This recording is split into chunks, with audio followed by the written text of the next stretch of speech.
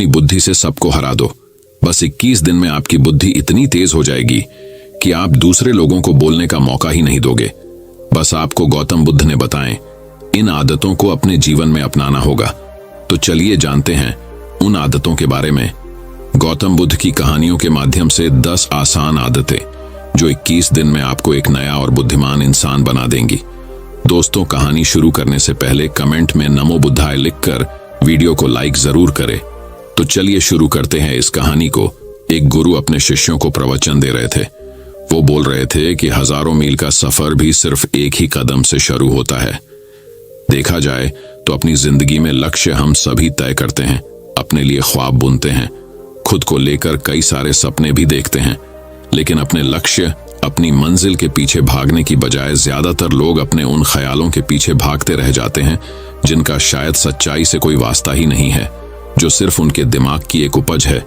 इन सभी गैर जरूरी ख्यालों के पीछे भागते हुए वह इस बात का अंदाजा लगाने की कोशिश भी नहीं करते कि वो ख्याल सकारात्मक है या नकारात्मक सच है, या उनके दिमाग की सिर्फ एक उपज है, या वह किसी और से प्रभावित है, उसका सच्चाई से कोई संबंध है भी या नहीं। और शिष्यों, इसीलिए ज्यादातर लोग अपनी मंजिल तक नहीं पहुंच पाते और जीवन भर असफल रह जाते हैं।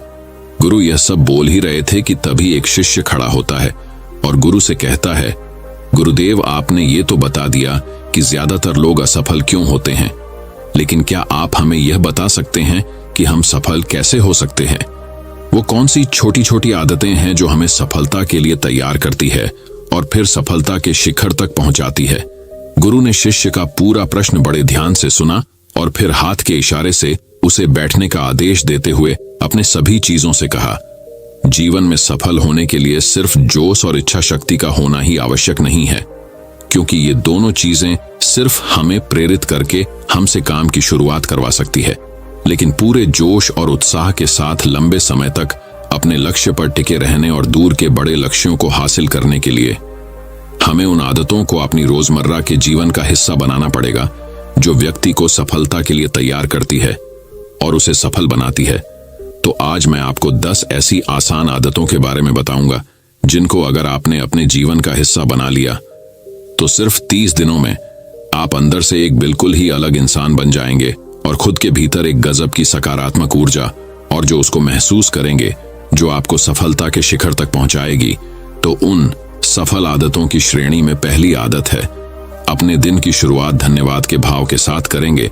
सुबह जैसे ही आपकी आंख खुले तो कुछ भी सोचने से पहले, कुछ भी करने से पहले, बिस्तर से उठने से पहले अपने दोनों हाथों को जोड़कर आसमान की तरफ देखते हुए जिसकी शक्ति पर आप विश्वास करते हैं उसका आह्वान करते हुए उन 3-4 चीजों को याद कीजिए जिसके लिए आप ईश्वर की उन 3-4 लोगों, चीजों या घटनाओं के लिए ईश्वर का आभार व्यक्त कीजिए जिनकी वजह से आपके जीवन में बेहतरी आई है, आप ज्यादा खुशहाल और समृद्ध हुए हैं।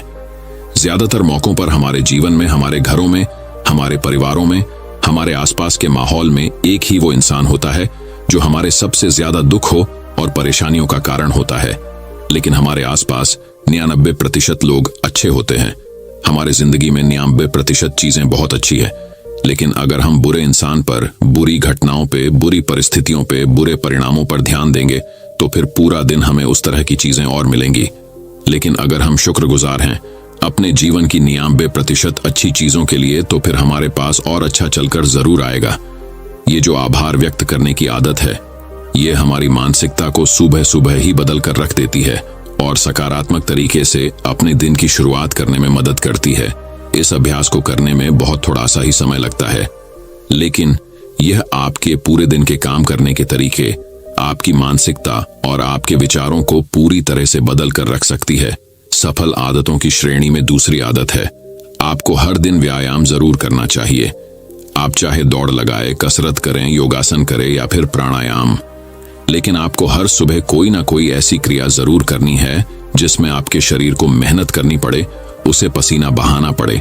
यह इंसानी शरीर बना ही मेहनत करने के लिए है।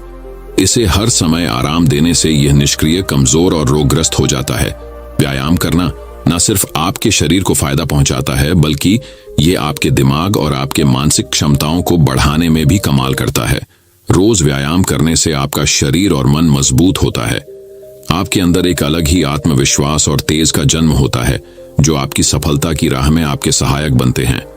सफल आदतों की श्रेणी में तीसरी आदत है, लक्ष्य निर्धारित करो और अपने दिन को योजना के अनुसार चलाओ। रात में सोने से पहले ही अगले दिन के 3 सबसे महत्वपूर्ण कामों को निश्चित कर लो और उन्हें लिख लो। फिर उसी के अनुसार अपने पूरे दिन की योजना बनाओ और उस पर अमल करो। अगर कोई व्यक्ति योजना बनाकर अपने दिन की शुरुआत नहीं करता और कोई सभी काम कभी भी करता है, तो ऐसा व्यक्ति कभी भी अपने पूरे दिन का सदुपयोग नहीं कर सकता। हालांकि ज्यादातर लोगों को पता होता है तो उनके लिए कौन सा काम महत्वपूर्ण है और कल उन्हें कौन सा काम करना चाहिए, लेकिन फिर भी वो लोग उस काम को पूरा नहीं कर पाते और उसे टालते रहते हैं। और जो व्यक्ति अपने काम को समय पर पूरा न करके उसे लगातार टालता रहता है, ऐसा व्यक्ति कभी भी बड़ी सफलता हासिल नहीं कर सकता। ज्यादातर लोगों का अपने काम को समय पर पूरा ना करना और उसे लगातार कल पर टालते रहने का सबसे बड़ा कारण है उनके अंदर आत्म अनुशासन का ना होना। क्योंकि जो व्यक्ति आत्मा अनुशासित हैं, वो अपना हर काम समय पर पूरा करता है। सफल आदतों की श्रेणी में चौथी आदत है, आपको हर दिन कुछ ना कुछ नया सीखना चाहिए या फिर कुछ ना कुछ नया पढ़ना चाहिए। अगर आप अपना दिन का समय अपने लिए कुछ नया सीखने, पढ़ने या विकास के कामों में नहीं लगा रहे हैं, तो फिर आप चाहे कितनी ऊंचाइयों पर हो, कितने ही समझदार और बुद्धिमान हो, आप जिंदगी में हारने ही वाले हैं। आप नीचे गिरने ही वाले हैं। किसी बुद्धिमान व्यक्ति ने कहा है कि सीखना कभी बंद नहीं होना चाहिए, क्योंकि लगातार अभ्यास से ही व्यक्ति महान ऊंचाइयों को हासिल कर सकता है। सीखने का कोई भी तरीका हो सकता है, जैसे अच्छी किताबें पढ़ना, अपने क्षेत्र के सबसे सफल लोगों की बातें सुनना, रोज अपने काम का अभ्यास करना इत्यादि। अगर आपको दुनिया के 1% सफल लोगों में शामिल होना है, तो लगातार सीखते रहने की आदत को अपने जीवन का अभिन्न हिस्सा बनाना ही पड़ेगा। सफल आदतों की श्रेणी में 5वीं आदत है, कम खाओ और अच्छा खाओ। यहाँ अच्छा खाने से मतलब है संतुलित आहार, यानी ऐसा भोजन जो पोषक तत्वों से भरपूर हो और आपके शरीर को कोई नुकसान न पहुंचाए। देखा जाए तो भोजन हमारे शरीर के लिए औषधि है। भोजन शरीर के लिए सब कुछ है, क्योंकि शरीर को औषधि तो हम कभी कभार ही देते हैं, लेकिन इसे भोजन हर दिन देते हैं।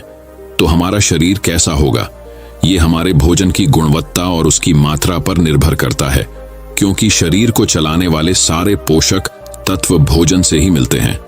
इसीलिए कोई ऐसा भोजन मत करो जिसमें कोई पोषक तत्व ही ना हो और जिसे पचाना हमारे शरीर के लिए बोझ बन जाए। ज्यादा तला भुना और बासी भोजन मत खाओ। 3 सफेद झरों से जितना हो सके उतनी दूरी बना लो। पहला सफेद जहर है चीनी, दूसरा सफेद जहर है नमक और तीसरा सफेद जहर है मैदा। चीनी और मैदा से तो हमारे शरीर को कोई भी पोषक तत्व नहीं मिलता और इन्हें पचाना भी शरीर के लिए बहुत मुश्किल होता है। इसलिए इनका सेवन कम से कम करो। भोजन मन भरने के लिए नहीं, पेट भरने के लिए करो। जब भूख लगी तभी भोजन करो और हमेशा अपनी भूख से थोड़ा सा कम खाओ। रात में जितना जल्दी हो सके उतना जल्दी भोजन करने का प्रयास करो। अपने आहार में जीवित भोजन जैसे फल, हरी सब्जियां, साबुत अनाज, सूखे मेवे भी इत्यादि का सेवन जरूर करो। सुबह उठते ही खाली पेट पानी पियो। भोजन करने से पहले पानी पियो, लेकिन भोजन करने के तुरंत बाद पानी कभी मत पियो। भोजन हमेशा शांतचित्त और प्रसन्न मन के साथ करो और भोजन ग्रहण करते समय उसका पूरा आनंद लो। हम जैसा अपने शरीर को भोजन देते हैं, यह उसी के अनुसार काम करने लगता है। इसीलिए अपने भोजन और उसकी गुणवत्ता का ध्यान रखो। सफल आदतों की श्रेणी में 6ठी आदत है, उनके साथ हर दिन थोड़ा सा समय बिताओ जो आपसे सच्चा प्रेम करते हैं, आपकी परवाह करते हैं, जैसे आपके माता पिता, भाई बहन या फिर आपके सच्चे मित्र। ये एक आदत आपके परिवार में खुशी और शांति लाती है। परिवारजनों के बीच प्रेम और एकता बढ़ती है, जिससे आप ज्यादा खुश और शांत रहने लगते हैं। पारिवारिक तनाव कम होने की वजह से अपने जरूरी कामों पर ज्यादा ध्यान दे पाते हैं और ज्यादा अच्छे परिणाम हासिल कर पाते हैं। सफल आदतों की श्रेणी में 7वीं आदत है, हर दिन थोड़ा सा समय खुद के लिए भी निकाले और इस थोड़े से समय में आपके साथ कोई और नहीं होना चाहिए। ये आपका अपना समय है जिसमें आप अकेले एकांत में रहेंगे, खुद के बारे में चिंतन करेंगे, खुद की अच्छाइयों और बुराइयों के बारे में विचार करेंगे, अपने भविष्य के बारे में सोचेंगे, अपने काम के बारे में सोचेंगे, अपने भीतर उतरने का प्रयास करेंगे। इन एकांत के पलों का उपयोग आप खुद को और भी बेहतर तरीके से जानने और समझने में करेंगे। इस समय आप खुद की कमियों के बारे में विचार करेंगे और उन्हें कैसे ठीक कर सकते हैं, इस पर मंथन करेंगे। सफल आदतों की सूची में 8वीं आदत है समय का सही प्रबंधन करना, उसका सही उपयोग करना।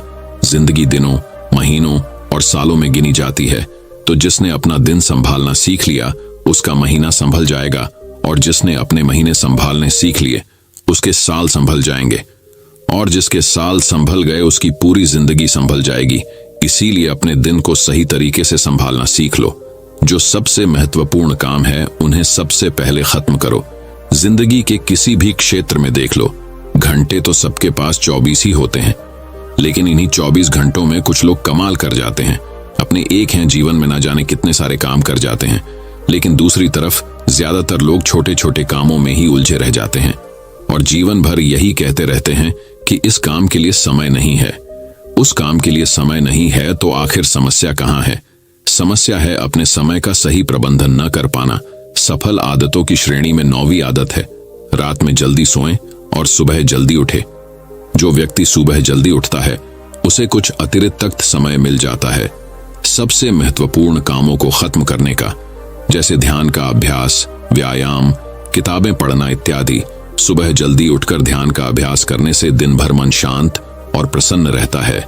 इसके साथ ही सुबह जल्दी उठकर काम शुरू करने से व्यक्ति का काम समय पर पूरा हो जाता है और वह बेवजह की चिंता और तनाव से बच जाता है। सुबह जल्दी उठकर काम खत्म करने से व्यक्ति के अंदर एक ऐसा अनुशासन जन्म लेता है जो उसे सफलता के शिखर तक पहुंचा सकता है। सफल आदतों की श्रेणी में 10वीं आदत है वीर्यनाश, धूम्रपान और मदिरापान से बचे। ये तीनों ही काम ऐसी बुरी लत है जो निश्चित रूप से आपको पीछे ले जाने वाली है। ये तीनों ही काम आपके मानसिक और शारीरिक स्वास्थ्य के लिए बहुत ही हानिकारक है।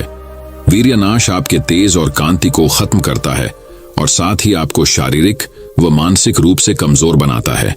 हालांकि इन तीनों ही चीजों को छोड़ना आसान नहीं होता, लेकिन अगर आप चाहे तो मजबूत इरादे और दृढ़ इच्छा शक्ति के बल पर इन्हें छोड़ सकते हैं, इनसे निजात पा सकते हैं। इतना कहने के बाद गुरु ने अपना प्रवचन समाप्त कर दिया और वह मौन हो गए। यह देखते ही सभी चीजें समझ गए कि अब यहां से जाने का समय हो चुका है। उन सब ने इस जानकारी के लिए गुरु का धन्यवाद किया और वहां से चले गए।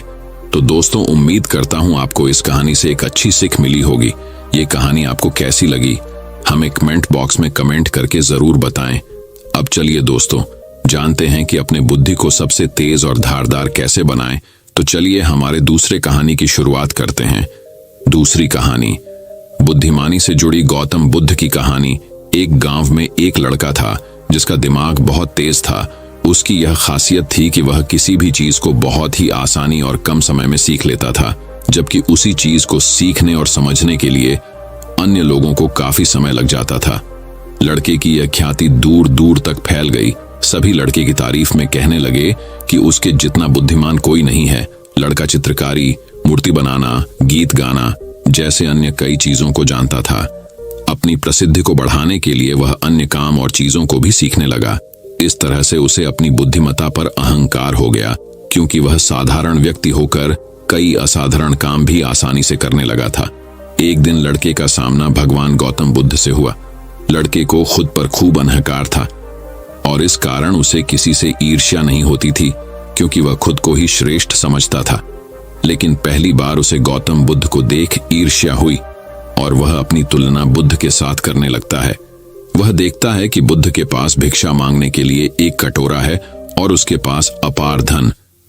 बुद्ध ने साधारण वस्त्र धारण किए थे और उसके वस्त्र कीमती थे।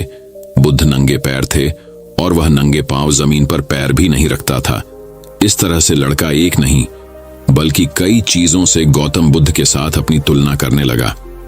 हर चीज से तुलना करने के बाद वह मन ही मन सोचता है कि आखिर मैं इस भिक्षु के साथ अपनी तुलना क्यों कर रहा हूं, जबकि इसका और मेरा जीवन बिल्कुल अलग है।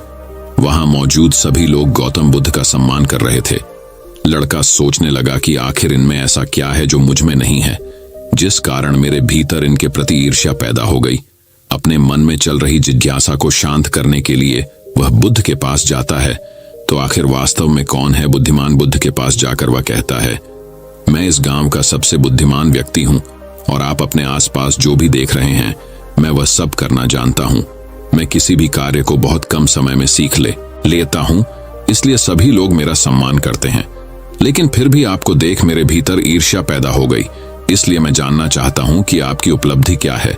सभी आपको इतना आदर सम्मान क्यों दे रहे हैं?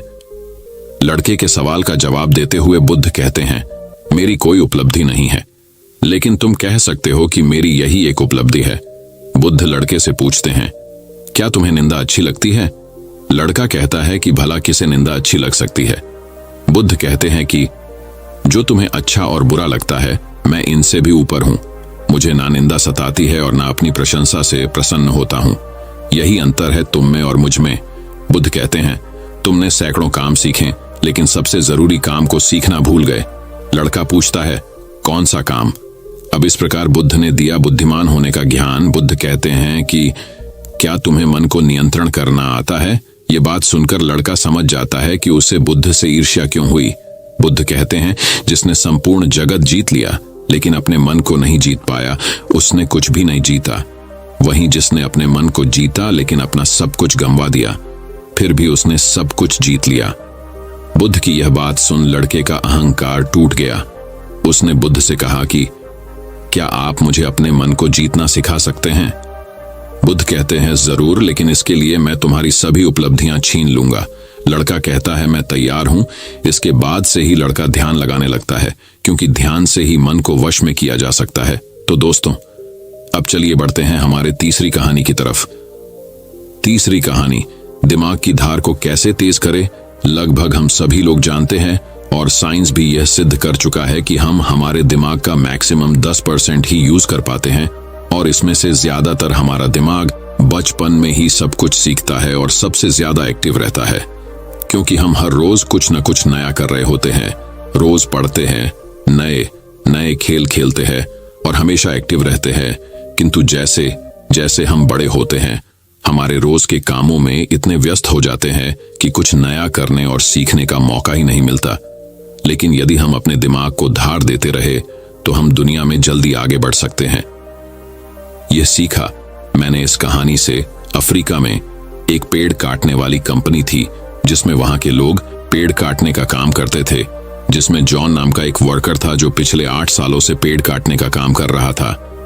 उसी कंपनी में एक बिल नाम का नया वर्कर लगता है और एक ही साल में उसकी सैलरी बढ़ जाती है और प्रमोशन भी मिल जाता है। ये बात जॉन को पता लगती है तो वह कंपनी के मैनेजर के पास जाता है और कहता है, सर, इस कंपनी में मेरे साथ अन्याय हो रहा है। मैनेजर बोलता है, नहीं जॉन, इस कंपनी को मैं मैनेज करता हूं, ऐसा तो कुछ नहीं है। अगर तुम्हें कोई प्रॉब्लम है तो मुझे बताओ। जॉन बोलता है, सर, मैं पिछले 8 साल से काम कर रहा हूं लेकिन मेरा प्रमोशन नहीं हुआ और सैलरी भी वही है, लेकिन बिल जो कि 1 साल पुराना ही है, उसकी सैलरी बढ़ गई और प्रमोशन भी हो गया, जबकि प्रमोशन तो मेरा होना चाहिए था। इसके बाद मैनेजर बोलता है, देखो, तुम बहुत ईमानदार और मेहनती हो, मैं यह बात मानता हूं, लेकिन कंपनी के नियम के अनुसार जो ज्यादा पेड़ काटता है उसे ज्यादा सैलरी मिलती है और प्रमोशन भी जल्दी होता है। तुम पहले भी रोज 4 पेड़ काटते थे और अब भी 4 पेड़ ही काटते हो, लेकिन वह रोज 8 पेड़ काटता है, इसलिए उसे जल्दी प्रमोशन मिला। तुम भी रोज 8 पेड़ काटो, तुम्हें भी प्रमोशन मिल जाएगा। यह बात सुनकर जॉन लौट जाता है और रोज से ज्यादा मेहनत करता है और ज्यादा देर तक काम करता है। कुछ दिनों के बाद जॉन फिर मैनेजर के पास आता है और बोलता है, सर, मैं अब ज्यादा मेहनत कर रहा हूं और ज्यादा समय तक काम करता हूं, लेकिन फिर भी मैं रोज सिर्फ 5 पेड़ ही कर पाता हूं। बिल रोज 8 पेड़ कैसे काटता है? मैनेजर ने कहा, यह बात तो तुम्हें बिल ही बता पाएगा, तुम बिल से जाकर पूछ लो। अगले दिन जॉन बिना संकोच किए बिल के पास जाता है और पूछता है कि बिल, तुम रोज 8 पेड़ कैसे काट लेते हो? मैं पूरी मेहनत करके भी सिर्फ 4 से 5 पेड़ ही काट पाता हूं। क्या तुम मुझे बता सकते हो कि तुम पेड़ कैसे काटते हो? बिल कहता है, पहले तुम बताओ जॉन की तुम अपनी कुल्हाड़ी को धार कब लगाए थे? जॉन, मैंने पिछले हफ्ते ही धार लगाई थी। बिल कहता है, मैं हर पेड़ काटने के बाद 2 मिनट का समय निकालता हूं और अपनी कुल्हाड़ी को धार देता हूं, और जो पेड़ तुम 2 घंटे में काटते हो वह मैं 1 घंटे में ही काट देता हूं। धार देने वाले 2 मिनट मेरे आने वाले 58 मिनट बचा देते हैं और मैं रोज 8 पेड़ काट लेता हूँ। यह सुनकर जॉन बिल को धन्यवाद देते हुए चला जाता है। सिर्फ ज्यादा समय और ज्यादा मेहनत से कुछ नहीं होने वाला, इसके साथ साथ उसे अपनी कुल्हाड़ी को धार देते रहना पड़ेगा। जब भी वह धार देना बंद कर देगा, उस समय से उसके कार्य पर प्रभाव पड़ना शुरू हो जाएगा। जॉन अपनी कुल्हाड़ी में धार देकर काम शुरू करता है और कुछ ही दिनों में वह भी प्रमोशन ले लेता है। इस कहानी से हमें यह सीख मिलती है कि दोस्तों, हमें हमेशा ही अपनी लाइफ में कुछ न कुछ सीखते रहना चाहिए और अपने दिमाग को धार देना चाहिए, चाहे हमारी उम्र कुछ भी क्यों ना हो। मैंने कुछ दिनों पहले सत्य नाडेला, जो कि माइक्रोसॉफ्ट के सीईओ बने हैं, उनके बारे में पढ़ा था कि वह आज भी नए नए कोर्स ज्वाइन करते रहते हैं और नई नई किताबें पढ़ते हैं। उन्हें आज भी नया सीखने में कोई संकोच नहीं है और शायद इसीलिए वह इतनी बड़ी पोजीशन पर है। सक्सेस वही होते हैं जो समय के साथ बदलते हैं और प्रगतिशील रहते हैं। जिस तरह तालाब का पानी एक जगह स्थित होकर कुछ ही दिनों में सड़कर बदबू देना शुरू कर देता है, लेकिन नदी जो हमेशा बहती रहती है, प्रगतिशील होती है, उसका पानी साफ होता है।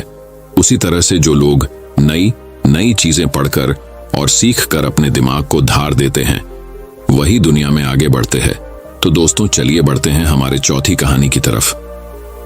चौथी कहानी, दोस्तों, बहुत समय पहले की बात है का चंदनपुर नाम का एक राज्य हुआ करता था। चंदनपुर का राजा बड़ा ही दानी और प्रतापी था। उसके राज्य में सब खुशहाल थे, पर राजा एक बात को लेकर बहुत चिंतित रहा करता था कि धर्म व दर्शन पर लोगों के विचारों में सहमति क्यों नहीं बनती। एक बार राजा विभिन्न धर्मों के उपदेशकों को आमंत्रित किया और एक विशाल कक्ष में सभी को एक साथ रहने का प्रबंध करते हुए कहा, अब अगले कुछ दिनों तक सब एक साथ रहेंगे और आपस में विभिन्न धर्मों और दर्शनों पर विचार विमर्श करेंगे, और जब सभी के विचार एक मत हो जाएंगे तो मैं आपको ढेरों उपहार देकर यहां से विदा करूंगा। और ऐसा कहते हुए राजा वहां से चला गया। कक्ष में घोर विचार विमर्श हुआ। सभी अपनी अपनी बात समझाने में लगे रहे, पर कुछ दिन बीत जाने पर भी वे एक मत नहीं हो पाए। पड़ोसी राज्य में रहने वाले एक महात्मा जी को जब ये बात पता चली तो वह तुरंत राजा से मिलने पहुंचा। उसने कहा, हाय राजन, मैंने सुना है कि तू बड़ा दानी है, क्या तू मुझे भी दान देगा? महात्मा जी बोले, अवश्य, बताइए आपको क्या चाहिए? राजा बोला, महात्मा जी, मुझे तेरे अनाज के गोदाम से कुछ अनाज चाहिए। राजा, जी बिल्कुल, आप मेरे साथ आइए। राजा उन्हें गोदाम तक ले गया। वहां पहुंचते ही महात्मा जी बोले, अरे ये क्या राजन, तुम्हारे गोदाम में तो तरह तरह के अनाज रखे हैं, तुम इन सब की जगह कोई एक ही अनाज ही क्यों नहीं रखते? राजा को यह सुन थोड़ा अचरज हुआ और वह बोला, यह कैसे संभव है? अगर मैं गेहूं, चावल, दाल इत्यादि की जगह बस एक अनाज ही रखूंगा तो हम अलग अलग स्वाद और पोषण के भोजन कैसे कर पाएंगे? और जब प्रकृति ने हमें इतने ढेर सारे अन्न दिए हैं तो बस किसी एक अन्न का ही प्रयोग करना कहाँ की बुद्धिमानी है? महात्मा बोले, बिल्कुल सही राजन, जब तुम विभिन्न अनाजों की उपयोगिता एक से नहीं बदल सकते तो भला विभिन्न धर्मों के विचारों और दर्शनों को एक कैसे कर सकते हो? सबकी अलग अलग उपयोगिता है और वे समय समय पर मनुष्य का मार्गदर्शन करते हैं। महात्मा जी ने अपनी बात पूरी करते ही राजा को अपनी गलती का एहसास हो गया और उसने कक्ष में बंद सभी उपदेशकों से क्षमा मांगते हुए उन्हें विदा कर दिया। दोस्तों, यदि पूरी मानव जाति बिल्कुल एक जैसा ही सोचती तो हम कभी इतनी प्रगति नहीं कर पाते। हमारे विचार ही हमें दूसरों से अलग बनाते हैं। अगर कभी आपका विचार औरों से मेल ना खाए तो इसमें घबराने की जरूरत नहीं, बल्कि यह देखने की जरूरत है कि पूरी पिक्चर में आपका विचार कहां फिट हो सकता है। और दूसरी तरफ यदि किसी और का विचार अब से मेल ना खाए तो उस पर नाराज होने की बजाय ये समझने का प्रयास करना चाहिए कि उसकी सोच का कहां और कैसे यूज किया जा सकता है। तो अब दोस्तों, चलिए बढ़ते हैं हमारे 5वें कहानी की तरफ। 5वीं कहानी, एक बार की बात है, एक व्यापारी व्यापार करने के लिए विदेश गया हुआ था। वहां उसका कारोबार बहुत अच्छा चल रहा था। वह धन कमाने में इतना व्यस्त हो गया था कि उसे समय का भान ही न रहा। आखिर उसने एक दिन अपने घर लौटने का फैसला कर ही डाला और कमाया हुआ बहुत सारा धन लेकर घर के लिए चल पड़ा। जब घर पहुंचा तो रात हो चुकी थी। घर का मुख्य द्वार बंद था, लेकिन एक शयनकक्ष की खिड़की से रोशनी बाहर आ रही थी। उसने खिड़की में से अंदर झांक कर देखा। उसने जो देखा सहसा उसे विश्वास ही नहीं हुआ। उसे अपने पैरों के नीचे से जमीन खिसकती हुई प्रतीत होने लगी। उसने देखा कि शयन कक्ष में उसकी पत्नी के पास एक युवक भी लेटा हुआ है। ऐसी स्थिति में उसका अपनी पत्नी के चरित्र पर संदेह होना अस्वाभाविक नहीं था। व्यापारी ने विचार किया कि ऐसे घर में रहने का क्या औचित्य हो सकता है जहां ऐसी स्त्री हो। उसने फौरन निर्णय लिया कि पत्नी और उसके पास लेटे युवक को मारकर चुपचाप वापस निकल जाऊंगा और अलग घर बसाने का प्रयास करूंगा। तभी उसकी नजर शयन कक्ष की दीवार पड़ी जहां एक श्लोक लिखा था। उसने उस श्लोक को पढ़ा। श्लोक में लिखा था, सहसा विदधीत न क्रियाम विवेक परमापदाम पदम वृणुते ही विमृश्य कारणम गुणलुब्ध स्वयमेव संपद। अर्थात किसी कार्य को बिना विचारे एकाएक नहीं करना चाहिए, क्योंकि सोच विचार न करना बड़ी विपत्तियों का कारण है। जितनी भी प्रकार की संपत्तियां हैं, सोच समझकर कार्य करने वाले व्यक्तियों के गुणों से आकर्षित होकर स्वयं ही उसके पास आ जाती हैं, उसे समृद्ध कर देती हैं। यह पढ़ते ही व्यापारी ने अपना निर्णय बदल दिया और घर का दरवाजा खटखटाया। पत्नी ने दरवाजा खोलने से पहले काफी पूछताछ की और जब वह पूरी तरह से आश्वस्त हो गई कि दरवाजा खटखटाने वाला उसका पति ही है, तो उसने शीघ्रता से दरवाजा खोल दिया। पति को देखकर पत्नी की प्रसन्नता की सीमा न रही। उसने फौरन युवक को भी जगाया और पति से कहा कि ये आपका पुत्र है, जो अब पूरे 20 वर्ष का हो गया है। 18 वर्ष पहले जब आप विदेश गए थे तो ये 2 साल का था। भावातिरेक में पिता की आंखों से आंसू बहने लगे। उसने पुत्र को हृदय से लगाकर प्यार किया। अब व्यापारी का संदेह खत्म हो चुका। दोस्तों में एक श्लोक के सार्थक संदेश ने न केवल उसे पुत्र हत्या होने के पाप से बचा लिया, अपितु उसकी गृहस्थी भी उजड़ने से बच गई। विमर्शकारिता अर्थात सोच समझकर कार्य करना व क्षिप्रकारिता अर्थात जल्दबाजी न करना महान गुण है। जीवन में भ्रांतियां अथवा समस्याएं उत्पन्न होना स्वाभाविक है। जब अचानक कोई भ्रांति उत्पन्न हो जाए अथवा समस्या आ खड़ी होती है तो हम घबरा जाते हैं और फौरन प्रतिक्रिया करते हैं। इससे कई बार समस्या सुधरने की बजाय और बिगड़ जाती है। अतः हमें कभी भी बिना पर्याप्त विमर्श किए कोई कार्य नहीं करना चाहिए। कहा गया है कि जल्दी का काम शैतान का होता है। जिस प्रकार से रोग का उपचार करने के लिए उसका सही निदान अनिवार्य है, उसी तरह से कोई समस्या हो अथवा भ्रांति को दूर करने के लिए भी पर्याप्त विचार विमर्श करना अत्यंत आवश्यक है। दोस्तों, मैं उम्मीद करता हूं कि यह कहानी सुनने से आपके जीवन में अच्छे बदलाव आए होंगे। आपको इस वीडियो से क्या सीखने मिला, ये कमेंट करके जरूर बताएं और अपने परिवार, दोस्तों या आपके करीबी इंसान के साथ ये कहानी शेयर करके उन्हें भी इस ज्ञान से परिचित करवाएं। बाकी अगर आपको यह वीडियो दिल से अच्छी लगी हो तभी इस वीडियो को लाइक कर देना, और आपने अब तक इस चैनल को सब्सक्राइब न किया हो तो चैनल को सब्सक्राइब भी जरूर कर देना। आपका हर दिन शुभ हो और खुशियों से आपका जीवन भरा रहे। धन्यवाद। नमो बुद्धाय।